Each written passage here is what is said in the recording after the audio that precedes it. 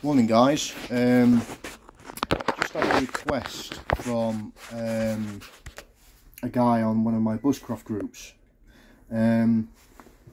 about how do I fill up a trangia, one of the original ones, and how do I fit that trangia burner or alcohol burner into my firebox XL stove.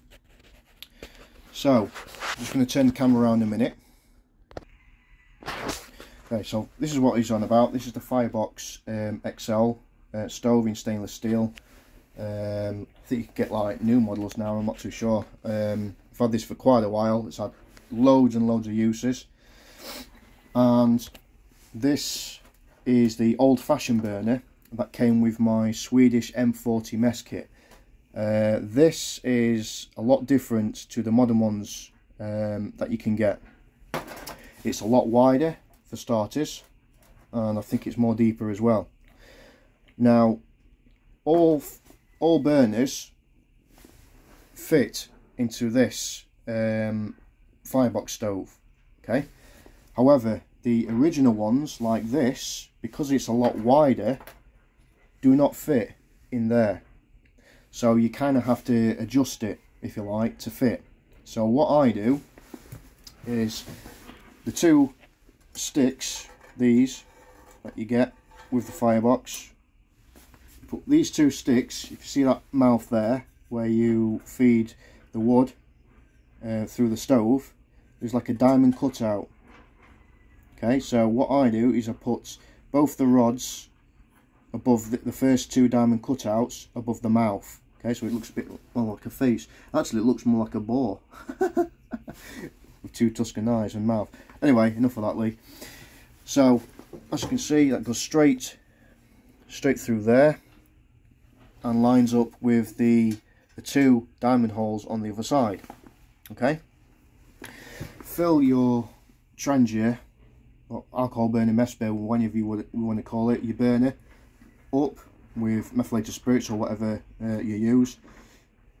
Now these are double walled and got quite a large channel, so they do take quite a bit of filling. So if you've got cooking a large meal, or you're cooking a large meal for a large group of people, then you do have to fill it quite a lot. Okay, so when you first fill it, this liquid here will start to go down as you're filling it up. That's because it's entering these channels that you can't see on the side walls here. Okay, once that's filled, you can like just keep topping it up to the required well, whatever you're cooking, and to the required amount. And then what I do is then I put that on top of these two steel pegs. Okay, so it's got no chance of slipping down the sides because it's resting on there, and that's how I do it. Now you can see this is the XL, this is the extra large version of the firebox, the stainless steel one. You can see how wide the original trangia burner is compared to the stove. Okay, so if you've got the modern equivalent to this, you can quite easily put the sticks through these holes here, one on each side, and it will slot in perfectly, like the some of the Chinese ones or the ones from the bushcraft store that you get. And the trangia fits absolutely perfect in between these, but the original ones, this one that I've got, the older ones, does not. So this is how I do it. Okay, I then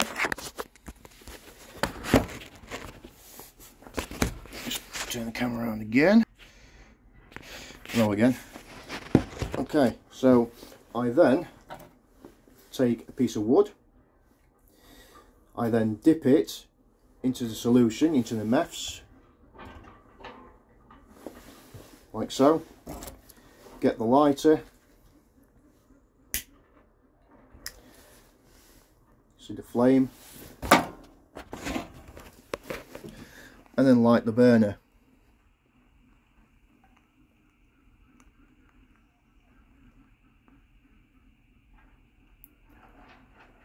Sometimes it does take some going, Probably see that now. See the flame? There we go. And that's how I light it. Okay, so hope that answers your question. I will forward this video on to you. And I'm going to boil my water now for my cup of tea, my brew. And there we go.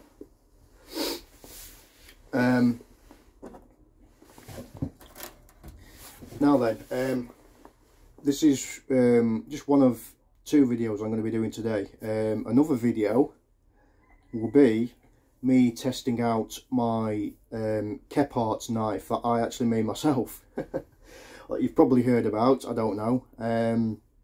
Now, I had an old butcher's knife that was just in the drawer gathering dust and rust, whatever.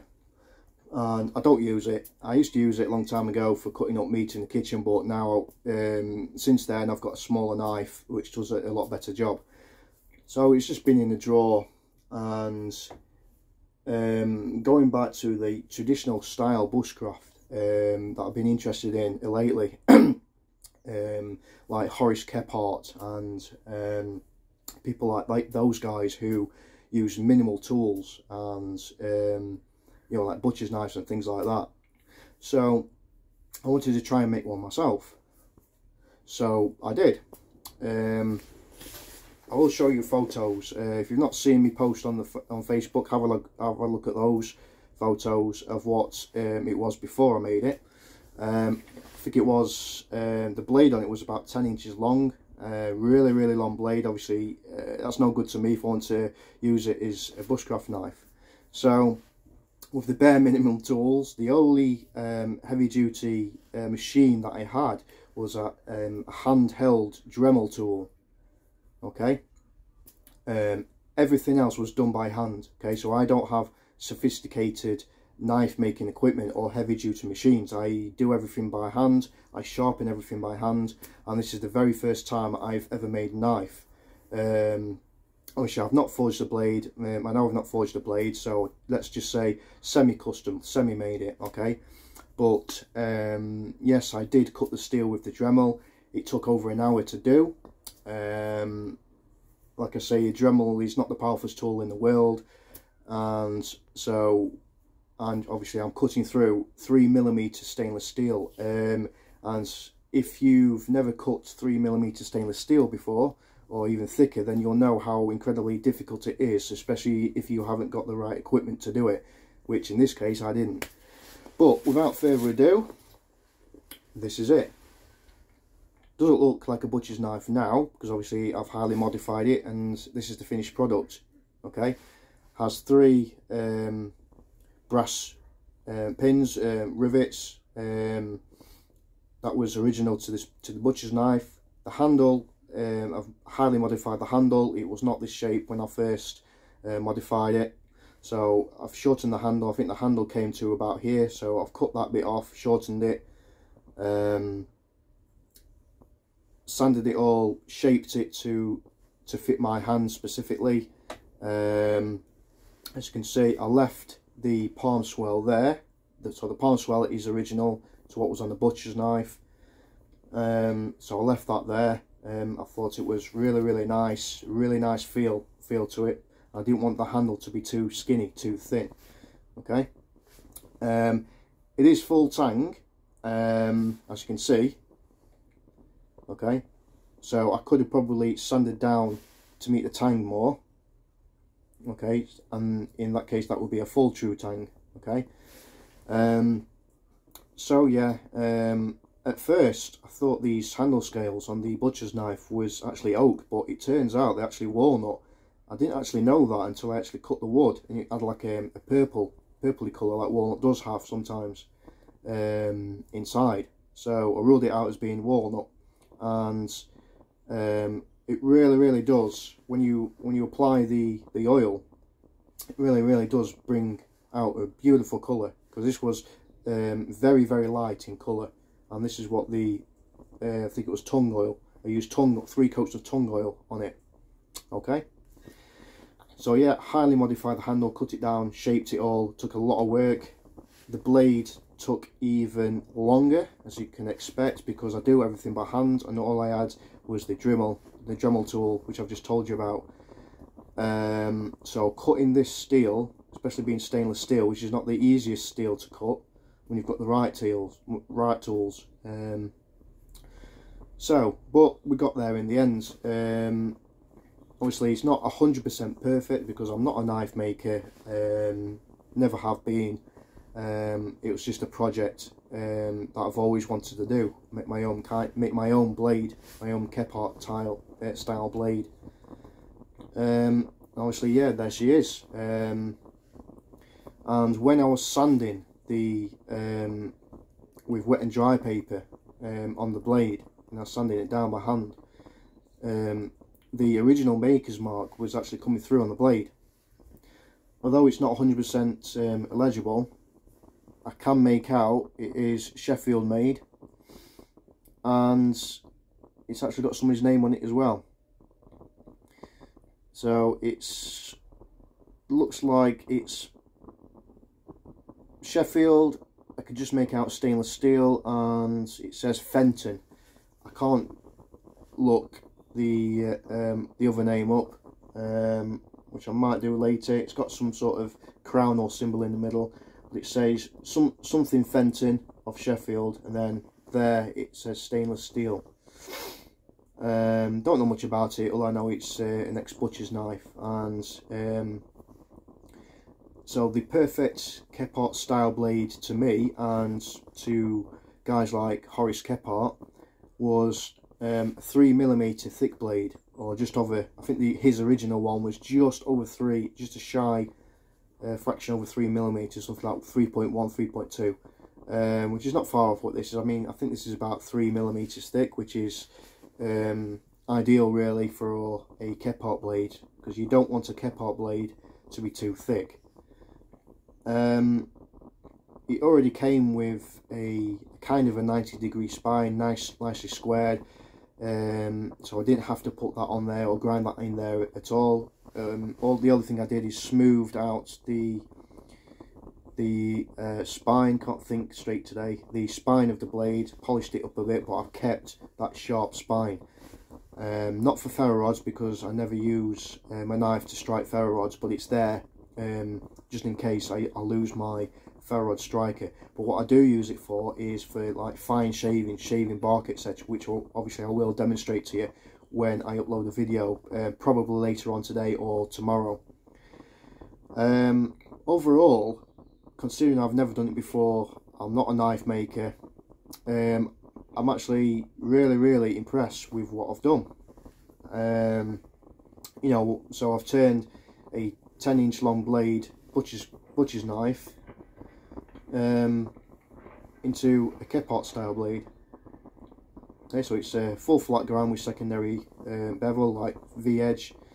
And one of the problems that I had is, because it was a butcher's knife for cutting, for butchering meat obviously, and bone, cutting through bone, etc., the end towards the butcher's knife was slightly more thicker than the rest of the profile on the blade.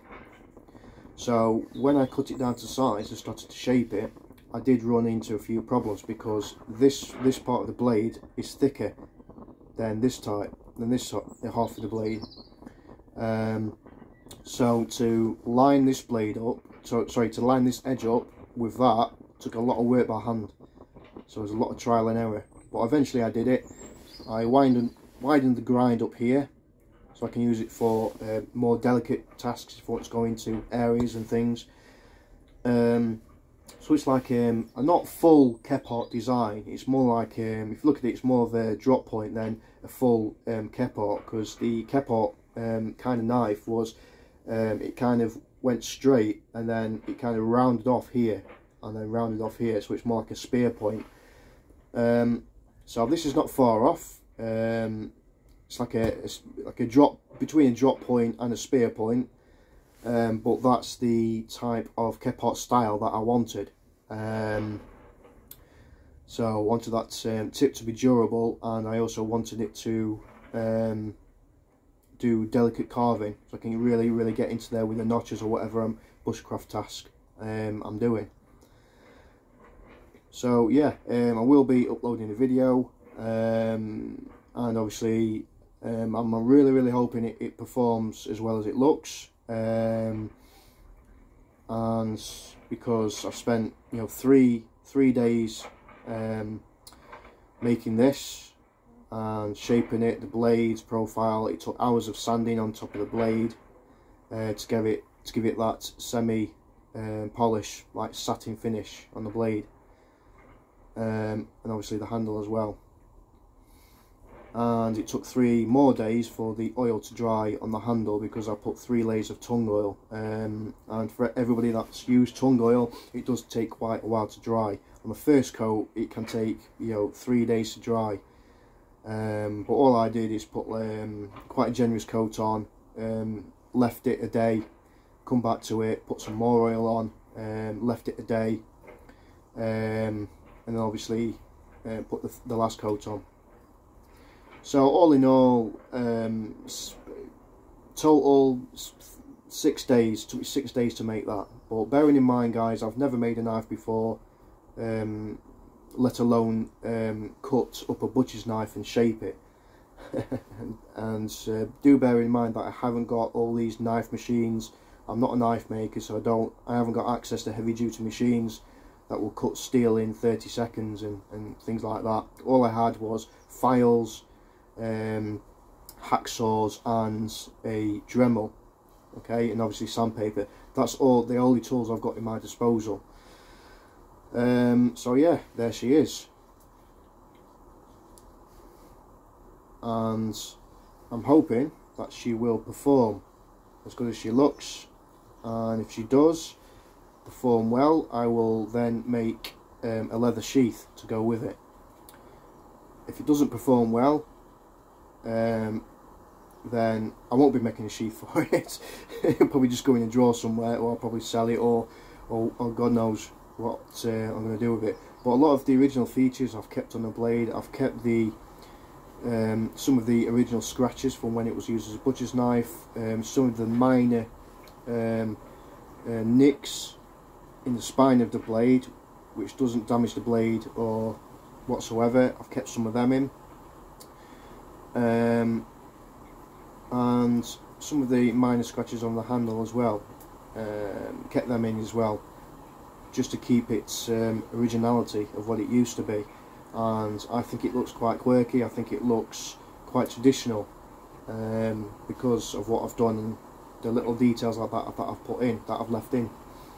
So I'm hoping that it will perform. Fits the hand beautifully. That's the one thing I wanted. I wanted it to be not too long and not too short. So that is absolutely perfect for my hand. Perfect. But we'll see. Anyway, I'll wrap that up, as I'm going to rub it on as I do, and I'll upload the video of my Kephart in action, and we'll see how we get on with it. Okay, so bye for now, and look out for part 2.